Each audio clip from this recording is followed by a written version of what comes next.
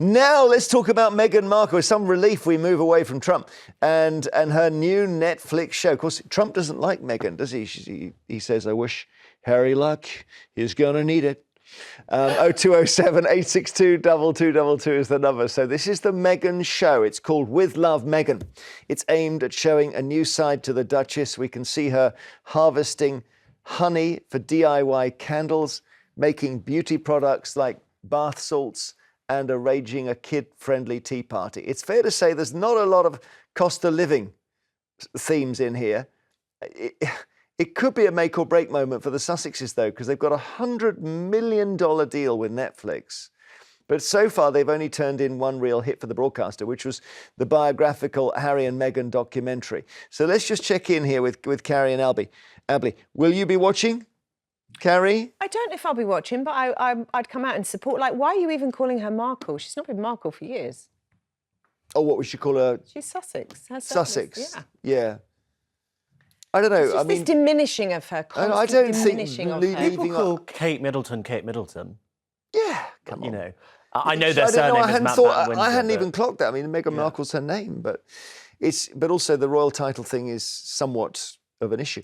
What do you think? Will you watch it? It's interesting, right? If nothing else. I'll probably watch a bit of it, but I just can't help but think when I see Meghan doing these things, or Meghan and Harry doing these things, I just think, gosh, there could have been so much more than wannabe Martha Stewart's on Netflix.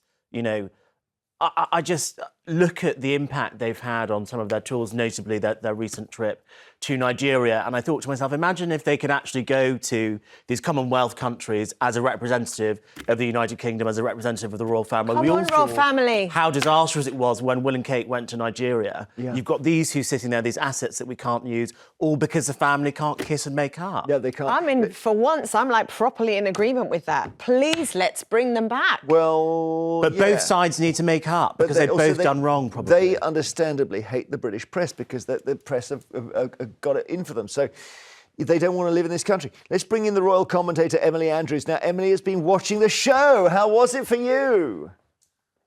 I have been watching the show, so none of you guys have to watch it. I think this jam is not going to be everybody's jam, but some people will really enjoy it. Some of it is, I mean, as you said, Jeremy, she hates the British press, but I did wonder whether she was auditioning as a sub-editor for a tabloid in some of the scenes, because she likes to come out with these little headlines or these little bon mots, such as when she's beekeeping, she says, good vibes, good hives. There's quite a lot of that kind of little play on words that she obviously quite likes. Let's have a look at I think we've got the harvesting honey clip. So the last time we came and checked on the bees was a couple months ago. Yeah. But you checked on them. I was here since, and they're doing well. Okay. But this is one of my favorite times of the year. Oh, they're busy. Busy bees. Talk about good vibes. We're about to immerse ourselves in like 70,000 good vibes. Good vibes for good hives. I didn't think beekeepers had to wear those suits anymore. They suddenly realised that bees don't sting unless you really make them cross. But I wouldn't go next. I would be happy to do it. Emily, what else? What else? Well, I think, I mean, the show is it looks great. There's a lot of scenery of the Californian countryside. Every episode, there's 8 of them, about 35 minutes each. Everyone is themed around, like there's hosting a children's tea party, or having the girls around for brunch, and here we see her friend Mindy Carling, and she's helping Mindy, who's a new mum, do a children's tea party. I mean, I have to say, none of my children's tea parties have ever looked like this. And frankly, if you introduce three-year-olds, 4-year-olds, 5-year-olds, even just 2 of them, I don't think it would last for very long. Everything's curated. Everything looks beautiful. I think people will watch this and maybe see perhaps the side of Meghan that she always wanted to show us. The, yes, heavily curated side, but also she loves entertaining. She loves, entertaining for her friends. She loves making bath salts for when guests come to stay. There's not much reference to her royal life. There's only 2 real moments, one of which is right at the end weekend when she hosts a party for her business. I wasn't quite sure what the business is. Maybe her business is making things for her friends, but Harry is there. I did think he looked a little bit uncomfortable, and it did feel a little bit contrived in this kind of little party that she was holding. And she does make, some people are going to interpret it as a bit of a dig of the royal family, because she says, thanks so much to all of you for coming. It's so nice to be able to share this creativity that I haven't been able to do for some time. Let's have a look at that. Good, right? You did a great job. Thank you.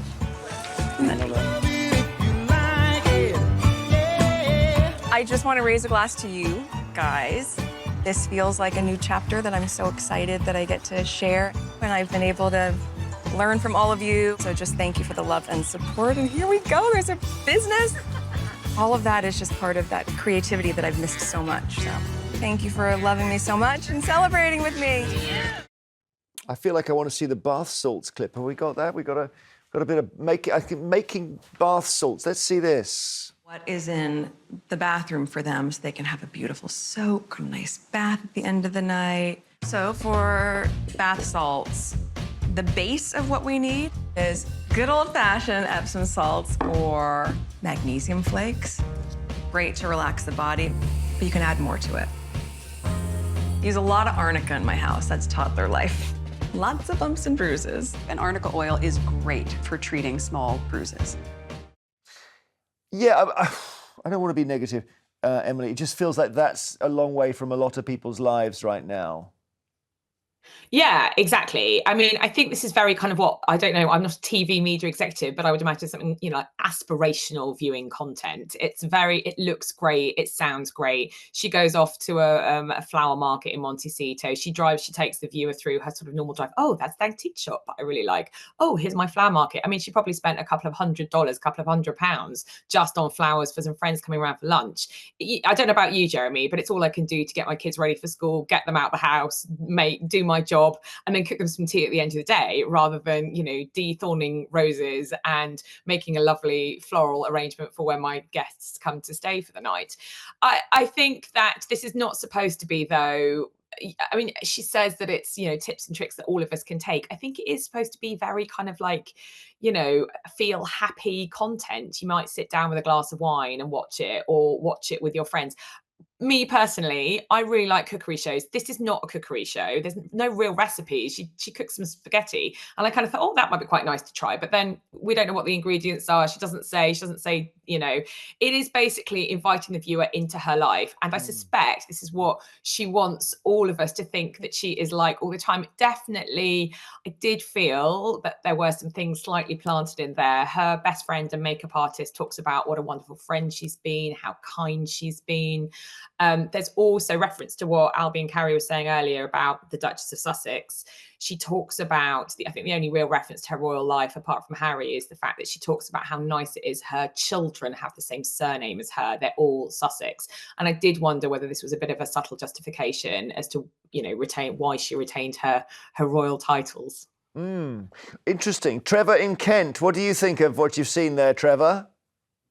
Well, I don't watch it usually, but I probably will be watching this, because people's views on it vary from one to another. She now is a normal person. A Millwall person? And what? Oh, normal. There aren't many of them about at the moment, but I'll give her the benefit of the doubt. No, that she's not a royal, but so many people have done these cookery household programs.